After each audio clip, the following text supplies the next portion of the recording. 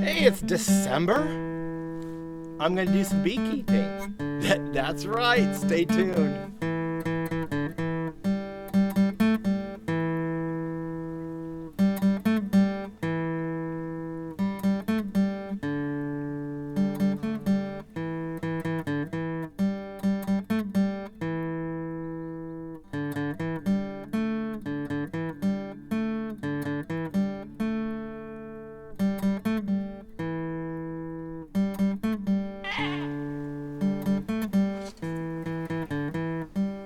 Hey, welcome back to Pine Meadows Hobby Farm. I'm your host, Jerry Hansen. Another livestock that we have up here on our homestead, besides the chickens, the ducks, the geese, the goats, the rabbits, turkeys, we have honeybees. Yep, honeybees are considered a livestock. And with that said, we can have certain tax advantages if you have a homestead, a farm, but we don't have the farm as a business. I have a different business that I run, but the homestead or the hobby farm, which is a hobby, but it is a homestead, it is a farm. We do raise different livestock for our enjoyment and to fit our needs and purposes. I gave some honey away this year to my coworkers that I harvested from the honeybees, and boy, were they appreciative of my honey because it's local. It's stuff from around us, and boy, let me tell you, it can be medicinal. It's good. It's really good. But today is December 20th, 2020. It's 2020. Yep, that's what it is. December. Wait a minute. It's 60 degrees out. Huh? 60 degrees in the Cascade Mountains of the Pacific Northwest in December, just days before Christmas. We're having a mild winter. I consulted the Farmer's Almanac, and we're going to have a unusually warmer but wet winter. Haven't seen much snow, just a slight dusting here and there, but not much, a lot of snow. We have snow at the higher elevations. Believe you me, there's a lot of snow up there. But down here, it's okay. So let's talk about the bees. It's 60 degrees out. The bees are out flying. They're taking their cleansing flights. But since these bees are eating their honey stores through the winter months, I'm going to help them along. I'm going to feed them. I already put pollen patties in there earlier, a month ago, but now I'm going to be putting some dry root sugar in there. You see the sugar bottles in there? I'm not going to put sugar in those bottles. You don't want wet in the hive this time of year because moisture in a hive is a bad thing. So I'm going to take advantage of the warm temperatures, and I'm just going to lift up the outer cover, and then we're going to put some dry root sugar on the inner cover, and the bees will take that with some moisture and mix it and make honey out of, and that will be their carbohydrates to help them through the winter. Now the pollen patties that I made for them, or that I purchased for them, I laid them in the bottom, they're using that, and that's their protein. That will help the hive survive the winter months. So let's go ahead and get this open and put some sugar for them to make honey. Now, dry root sugar. Dry root sugar, you can use CNH sugar, but dry root sugar is manufactured just a slight bit different. The granules are smaller, and it's easier for the bees to process. So let's get them fed. Oops. Didn't want to take the hive all the way out. Okay, there we go. This is what I'm going to be putting the dry root sugar on, is this thing right here. Let's turn it upside down. And it's kind of like a feed board, but they can crawl through the hole up here and come out into here and collect the sugar. So all I'm going to do is dump some sugar right around here. And also I'm going to dump some down inside.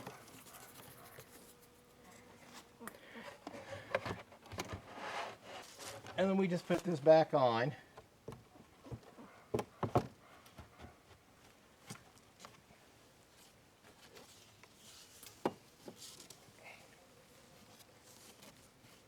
and make sure it's strapped down.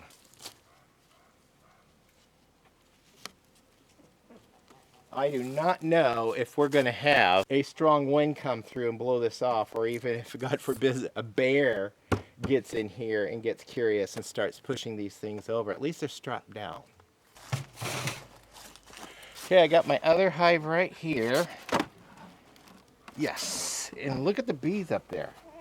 This is a thriving colony, absolutely thriving. So this is the colony I'm hoping to split. Yes, let's give these girls some food.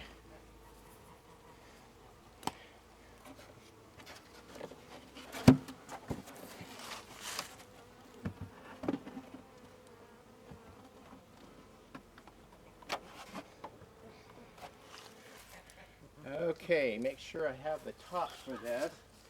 And we'll put this back on the shelf in the rabbit house because this is where I keep it. It's nice and dry in there. And then make sure this gets strapped down as well.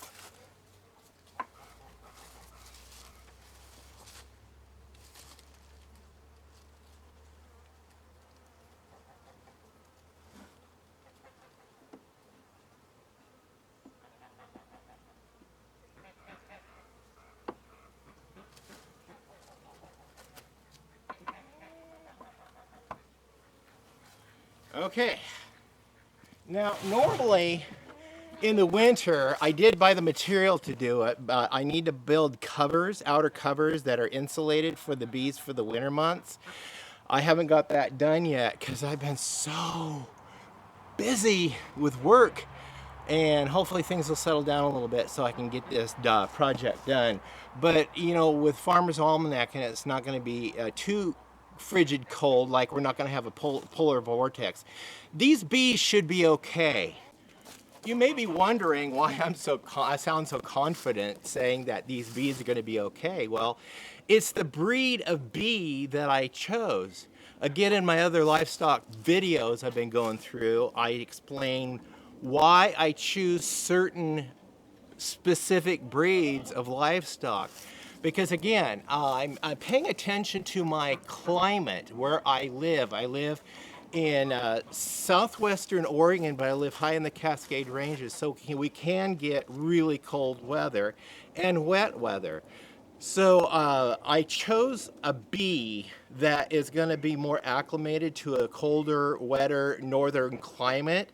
So this bee I chose is called the Saskatchewan bee. It was developed out of Canada. It's like a hybrid of bees, but mostly northern. That they be excellent honey producers, and also they are excellent adapters to the environment around us. Yeah, we have feral bee colonies around here that are Anatolian bees that are from Italy, mainly the Mediterranean area. There's the Russian black bee.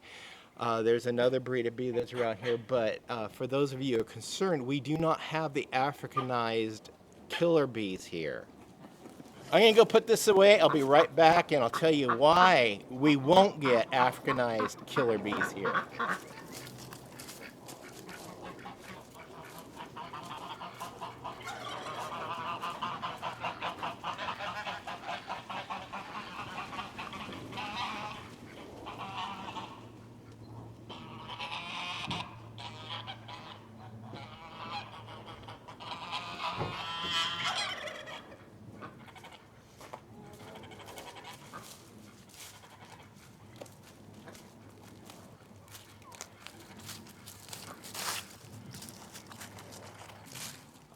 The Africanized killer bees were bred from mainly stock from around the equatorial regions. The African bee is a really aggressive bee, and they interbred it with a more of a honey making bee that is a little bit more docile, but these bees they have more aggression to them. And we've been getting them in Southern California, New Mexico, Arizona, Texas, but they won't come up any further than that. Maybe coming up in Southern Nevada, but They won't come up here because the cold kills them. They cannot tolerate the frigid cold regions of the northern climates. Now that's unless they keep interbreeding with the feral bees that are in their areas, and as they gradually push farther north, they may be getting more and more acclimated as they crossbreed with these other bees. We hope that's not going to be the case. See, I don't know much about the Africanization of the bees and the aggressiveness of it, but I do know that as they keep breeding down, the aggressive behavior might get bred out, or you just might end up with a colony of wild bees that are, they come out and sting you, but not as aggressive as the Africanized bees.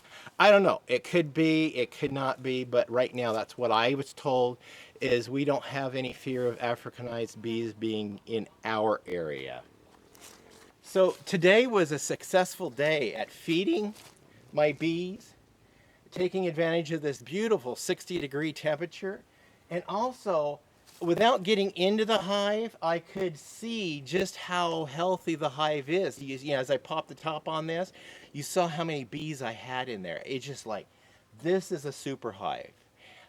This hive I hope to be able to split into these other 2 hives, and I'm going to be doing a 5th. I've got a flow hive that a friend gave me that I will be a death hive in my garden, adapting to that. Now that's only an 8-frame hive, so I've got to build some 8-frame boxes and put that together, and we'll do that in my garden because I really do want to try out the flow hive. There is a lot of knowledgeable beekeepers out there, and they like what they like. I like what I like, and I see different opinions, and the opinions are differing depending on where you come from. I'm still curious about the flow hive, and I'm going to give it a try. My beekeeping colony has been going great. I've been satisfied with this breed of bee, except for I bought 3 nukes, brought them home, and 1 nuke completely absconded because the queen flew away, and she took the entire colony with her. So, but I do have 2 complete hives, the 2 end ones, and then I'll hope to split the end one down there and make a total of 4 hives this spring. Stay tuned to those videos. I'm your host, Jerry Hansen. This is Pine Meadows Hobby Farm in my bee yard in December beekeeping. Go figure. Please subscribe, click that bell icon that alerts you to new videos as I upload them. Also click that share button. Sharing my videos on your social media platforms helps me out. Oh, and this summer I was able to get a new stand on the bees. The beehives on new stands, and they're much more stable and level. That worked out great. I'll leave a link for that video on building the stands here at the end. Please remember, always be safe and always be kind. We'll see you guys in the next episode on Homesteading. Happy holidays. Bye-bye.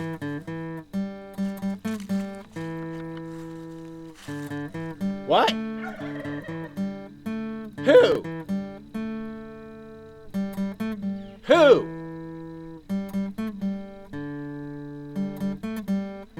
Who you talking to? Who are you talking to? I'm over by the chicken coop.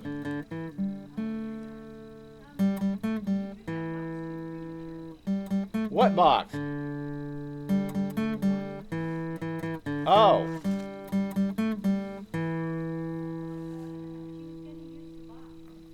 Okay, I'll get the box.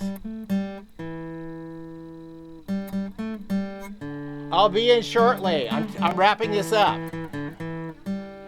Okay. My poor wife is hard of hearing. Oh boy. Gonna have to edit that whole thing out.